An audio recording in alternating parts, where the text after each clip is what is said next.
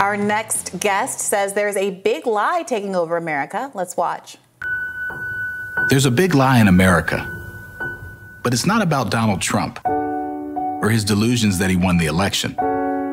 The real big lie, the one you feel every day, that pits neighbors against neighbors, is the one that says for me to do well, you have to do worse. That we can't take care of each other and still prosper. That if some people get ahead, everyone else has to be left behind. Well, I spent the last 4 years on the Montgomery County Council serving over 1 million Marylanders, fighting to get rents down, build more affordable housing, and take on racial injustice to prove that lie wrong. Joining us now is Councilmember-at-large in Montgomery County, Maryland, and Democratic candidate for U.S. Senate, Will Jawando. Welcome, Will. Thank you. Thanks for having me.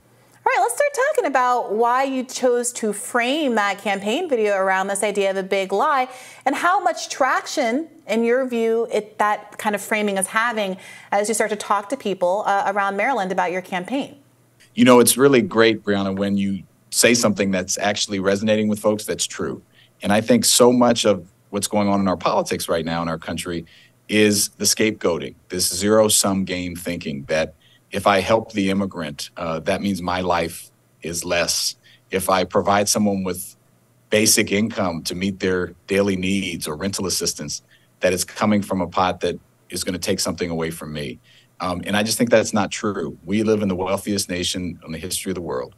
And we are a great nation when we open our borders, when we let folks in, when we help them, when they can contribute to our economy. And when you take that pressure off of people, it's not just good for the individual. It's good for our entire country. We grow, we innovate, we solve problems.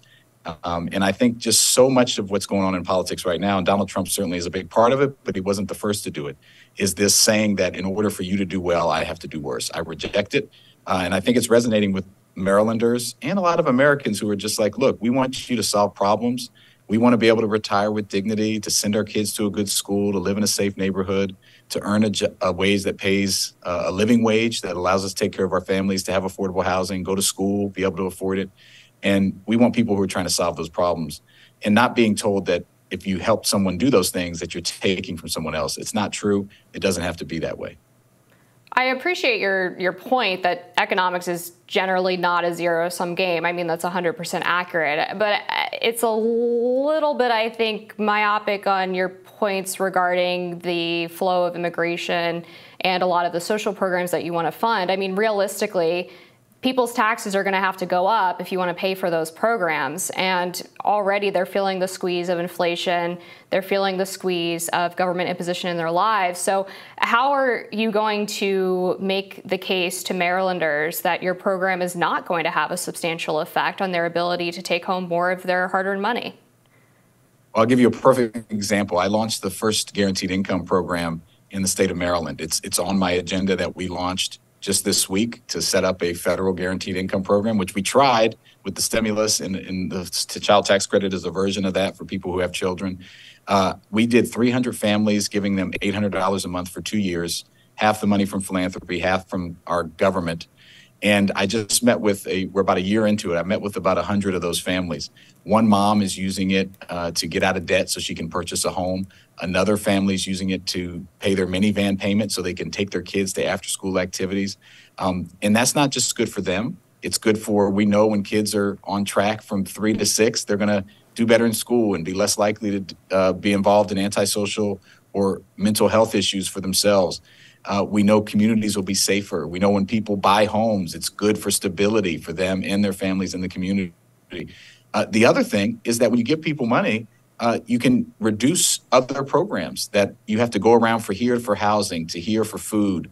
And you might be able to eliminate, if done at scale, some of these other programs and bureaucracy that are always under-enrolled and can create hurdles for people getting in the program. So I think there's a way to help people, but also potentially reduce some of the administrative costs. So that's an example. Another one is immigration, right? We need to have an orderly process. We need to make sure that people can present and be seen by a judge and that it goes, you're not just having a porous border. But look at the way this country was built. We were built on immigration. My father came from Nigeria on a scholarship here and became an IT professional. My great-great-grandfather on my mom's side came to this country from Czech Republic seeking opportunity and built a family farm and a business. That's what America has done, and we're at best when we do that. And that's why we became the most wealthy and the prosperous nation in the world. It doesn't always work well. It's not always equal, but immigration is a good thing for us. So I don't think that we need to have an orderly process, but these are not zero-sum game, and I think most people understand that. I'm curious what you make, given that you have some personal experience in this matter, of last night's Republican debate where Vivek Ramaswamy continued his case against birthright citizenship, despite himself being an American because of birthright citizenship. He made a distinction between birthright citizenship for undocumented people versus people who immigrated here legally. But what do you make of that particular battle he's picking? Well, it's totally disingenuous, not only is for himself and his own family history, but for America's history, right? Look, immigrants came here, built this country. Some were brought here forcibly, the descendants of slaves, but made this country their home and made the best out of the situation. Everyone dealt with some level of discrimination, but we moved forward, right, as a nation, and we're still moving forward. And it's not perfect, it's not linear. But to say that, okay, done, what we've done over these last several hundred years, we're not bringing anyone else in, we're not letting them to become citizens because I'm here. It is the epitome of the zero-sum game thinking. It is the epitome of the big lie. I think in a lot of ways, Vikram is a kind of a stand-in for Donald Trump at these debates. Certainly that was the case at the first debate. He is one parroting those same kind of, if someone else does well, you do worse themes. And I think it's totally disingenuous, and it's just historically inaccurate. And it doesn't do anything for the person who's struggling, trying to make it, trying to deal with their daily lives. All it does is create a scapegoat, a straw man, to say, well, that's why I'm having my problems. And it avoids focusing on the issues that can actually improve people's lives. Just going back for a second on your previous point, your point is well taken that those programs may have been very beneficial for people. I guess my broader point is, where is the money coming from, though? And on a larger scale, when we look at your broader policy agenda, which is very progressive, how are we going to pay for this, and how are Marylanders going to pay for that? And I'm also curious on a broader, I guess, campaign point. How is your message resonating in some of the redder counties in Maryland, like Frederick, Garrett, Carroll County, and some on the Eastern Shore? Are they receptive to what I'd consider probably one of the most left-wing campaigns I've seen in Maryland? Yeah, well, I think it's receptive everywhere. I was on the Eastern Shore yesterday. Everyone wants the same things: red, blue, purple, any race and ethnicity. They want to have a good school. They want to have a job that pays the living wage, the dignity of work.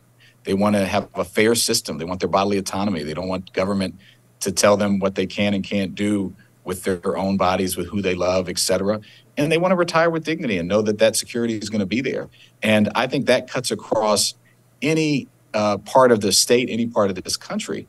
And what I've really seen in delivering this message is, look, people also know that insecurity and inequality are at record rates. The average American, average Marylander can't find $400 in an emergency. They know how expensive it is to pay for their rent or mortgage. They want solutions that are going to address that. And what I tell folks is, look, at a time when inequality is out of control, when corporations are paying almost zero taxes in some cases, when you have billionaires that own most of the wealth, people say, well, that's not right. Let's make it a more fair, even playing field. And that's how you can pay for some of these programs. But also, they realize when you invest in people, I created the largest jobs program for kids in our county's history, tens of thousands of kids. When you invest in people, they actually produce more, which helps our tax base grow. When you get people take care of their basic needs, they can actually start that business, take that loan, go back to school, take a risk. I'll give you a scary statistic. 50 years ago, patent holders used to be equally distributed among all income brackets. Now they're concentrated in the top 1% of earners. It's another indicator that we have made it too hard to have an idea, to have that American spirit of innovation, because people are struggling to meet daily needs. And so I actually think people not only want it for themselves, but they can see that, hey, if you relieve some of this pressure, we can actually grow as a country, which is good for all of us. Let's get into some of the policy points of this progressive agenda. You recently rolled out your policy agenda, and it includes abolishing the filibuster, establishing a guaranteed income program, incentivizing rent stabilization, and delivering on Medicare for all. Among other things, what do you make of President Biden, who has been not, shall we say, supportive of all of those agenda items? He is someone who said that he would veto Medicare for all, even if it passed Congress and landed on his desk. And there has been a great deal of frustration among progressives who were a part of the Bernie movement and were supportive of squad members, et cetera, that mum's the word in the last year or two since Biden's been in office with respect to the entire progressive agenda. How do you expect to make headway with this agenda as part of a Congress that is largely out of step with the progressive interests of the Democratic populace? Well, I think one, we've talked about this before, Brianna, as I've been a guest on this show. I think President Biden has moved to the left and has changed and been for things that he previously in his career wasn't for. I think it's our job. That's why I'm running a proudly progressive campaign to move that Overton window about what is possible.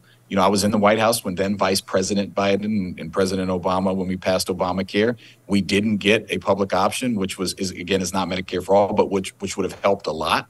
And I think put us on a quicker path to Medicare for all, which if you ask anybody, one of my favorite people in the world is Marian Wright Edelman of the Children's Defense Fund, who toured with Bobby Kennedy in Mississippi years ago, the poverty that was down there, and has done so much for children and families. She will flat out say, anytime you ask her, what's the healthcare solution? It's Medicare for all.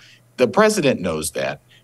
The question is, how do you get the public will there? How do you take steps towards it? And I'm confident that if we could move and implement more competition, maybe have a public option to start, we can get to Medicare for all, which is what most of the industrialized world that provides health care has. Not a sick care system, a health care system that has preventive care that covers everybody.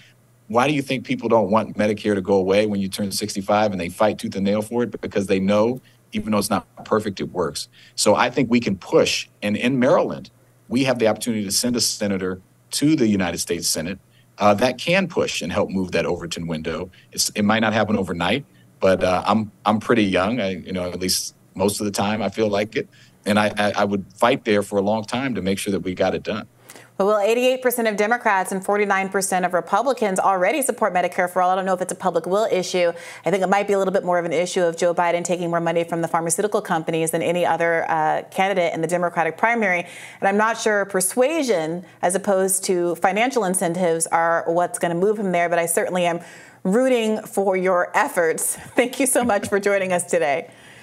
I appreciate it. I remain an optimist. Anyone that gets in this arena has to be, but thank you.